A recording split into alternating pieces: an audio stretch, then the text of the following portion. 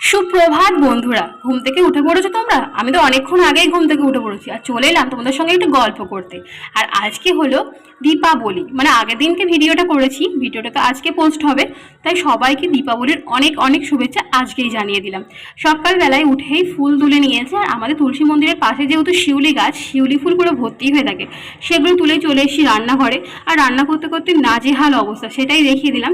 আর আজকে যেহেতু কালী পুজোর আগের দিন, আর সেদিনকে নিরামিষের একটা তো ব্যাপার থাকেই, আর পড়েছে যেহেতু রবিবার, মনটা একটু খারাপ, কারণ রবিবারে চিকেন না খেলে যেন ভালোই লাগে না। ওই জন্য মনটাকে একটু ভালো করার জন্য আজকে একটু অন্যরকম রান্না করছি। তো চলো কি রান্না করলাম তোমাদের একটু দেখিয়ে দিই। এখানে করে নিয়েছি ফ্রাইড রাইস, তারপর এখানে করে নিয়েছিলাম পনির বাটার মশলা, তারপর এখানে ফুলকপি আলু দিয়ে একটা শুকনো তরকারি করে নিয়েছিলাম, তার সঙ্গে চাটনি ছিল, পাঁপড় ছিল। তারপর চলে গেছিলাম বাজিগুলো রোদ্দুরে দিতে, বাজি না রোদ্দুরে দিলে তো হবেই না। তারপর দেখি শাক ঘন্টার খুব আওয়াজ আসছে, দোকানের সামনে গেলাম, দোকানের সামনে গিয়ে দেখতে পাচ্ছি ইয়া বড় সাইজের একটা কালী ঠাকুর নিয়ে যাচ্ছে।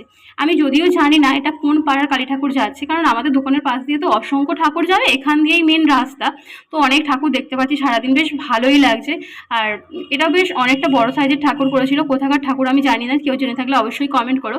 আর দুপুরবেলা খেতে বসে পড়েছি ফুলকপি আলুর তরকারি, পনির আর ফ্রাইড রাইস দিয়ে। ঘুম থেকে উঠে সন্ধেবেলা এখন ভাজি 14 শাক, যেহেতু চতুর্দশী পড়েনি তাই দুপুরবেলা আমাদের খাওয়া হয়নি, সন্ধেবেলা মানে রাত্রিরেই খাওয়া হবে। 14 শাক না খেলে তো হবেই না, ভূত ধরার একটা ব্যাপার আছে। জানি না এই রিচুয়ালগুলো কী কারণে, মানে বৈজ্ঞানিক কোনো মানে মত আছে কি না, না শুধুই মাত্র লোককথায় প্রচলিত হয়ে গেছে। 14 শাক ভেজে নিয়ে ফ্রেশ হয়ে এখন শাড়ি পরে নিয়েছি একটা, 14 প্রদীপ জ্বালানোর জন্য। আর এই অনুষ্ঠানের দিনগুলোতে একটু শাড়ি পরলে নিজেকেও ভালো লাগে, দেখতেও ভালো লাগে, তাই চেষ্টা করি কোনো পুজো পার্বণের দিনগুলোতে শাড়ি পরার। তারপর এখানে 14 প্রদীপ জ্বালিয়ে নিয়েছি, আর 14 প্রদীপটা তোমাদের দেখিয়ে নেওয়ার পর বিভিন্ন জায়গায় সুন্দর করে সাজিয়ে দেবো।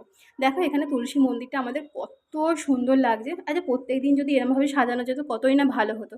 তাই প্রত্যেক দিন যদি এইভাবে সাজানো যেত, কালী পুজোর কোনো স্পেশাল দিন থাকতো না। তাই যে দিনটার জন্য যেটা সেটা করাই ভালো।